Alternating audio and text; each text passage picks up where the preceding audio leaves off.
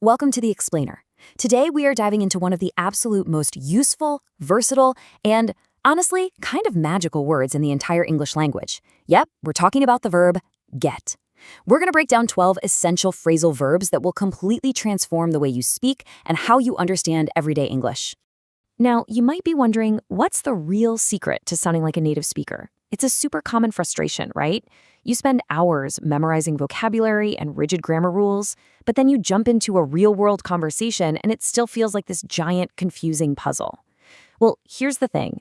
Sounding natural isn't about using massive, complicated words. It's really about mastering everyday expressions, like phrasal verbs. They are literally the lifeblood of natural conversation. If you go and look up get in a standard dictionary, you're going to see these very formal textbook meanings like receiving or arriving. But the moment you pair get with a preposition, it turns into a total linguistic chameleon. Suddenly, this one simple word takes on incredibly dynamic meanings, like escaping a situation entirely or improving your life. It's a real game changer. Section 1. Movement and travel. A commuter's story. To really see how these verbs work in the real world, let's follow a typical commuter's routine. So, the day kicks off at 7 a.m. when you get up, which literally just means to physically leave your bed. Then, as your morning gets going, you head over to the city center and you get on the bus. This is just the physical action of boarding a vehicle. Simple enough, right? Keeping our timeline moving, what happens when you finally reach your destination? Well, you do the exact opposite. You get off the train at the next station. It's a really seamless transition from one state of travel to another, and native speakers use this one constantly. And finally, the whole travel cycle comes to a close with a question I'm sure we've all been asked a million times. What time did you get back from work? To get back simply means to return to where you started, which perfectly bookends our commuter's story. Section 2, surviving and coping, managing the hard stuff. Because let's face it, life isn't just about commuting. Sometimes it throws some real challenges our way. So first up in our coping toolkit is get over, which means to recover from something. Think of being sick, for example.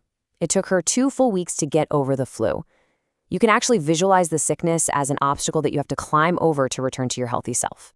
Then there's the struggle of the process itself. To get through means to finish or survive something really difficult. Anyone who has ever been a student can totally relate to finally getting through a tough exam. You know that massive wave of relief you feel when you make it to the other side? That's getting through it.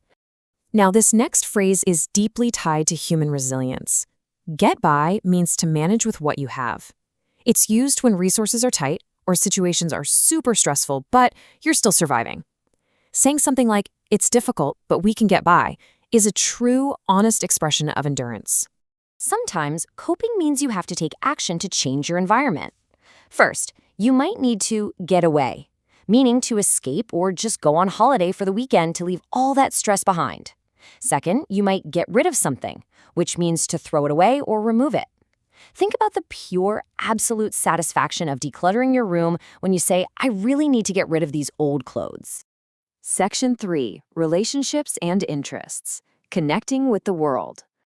Okay, let's brighten the tone a bit and look at how we connect with the people around us. To get along with someone means to have a good relationship with them. So saying, "I get along well with my classmates" implies harmony. It means you're avoiding conflict.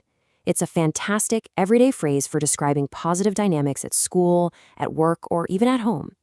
But how do those relationships actually blossom? Well, it's often a 2-step process. Step 1, we get together, meaning to meet up socially. "Hey, let's get together this weekend," is the ultimate friendly invitation. Step 2, when you are together, you share what you've gotten into, meaning what you've become interested in lately. Like maybe you've gotten into a brand new passion for photography. Section 4, mastering natural English, your everyday vocabulary toolkit. The absolutely crucial takeaway here is that these aren't just random grammar rules to memorize. They are non-negotiable building blocks for everyday English. If we summarize our 3 themes, travel, coping, and relationships, we can easily map these phrases to simple one-word synonyms. To get back is to return. To get away is to escape. To get together is to meet. Seeing the structure takes the mystery entirely out of phrasal verbs, doesn't it?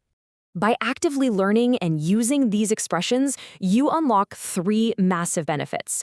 You instantly improve your vocabulary, you sound significantly more fluent, and you communicate with natural ease.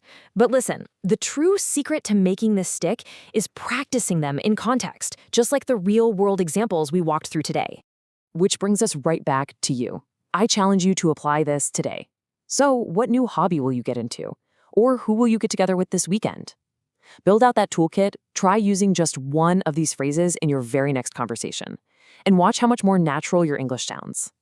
Thanks so much for joining me for this explainer, and I'll catch you next time.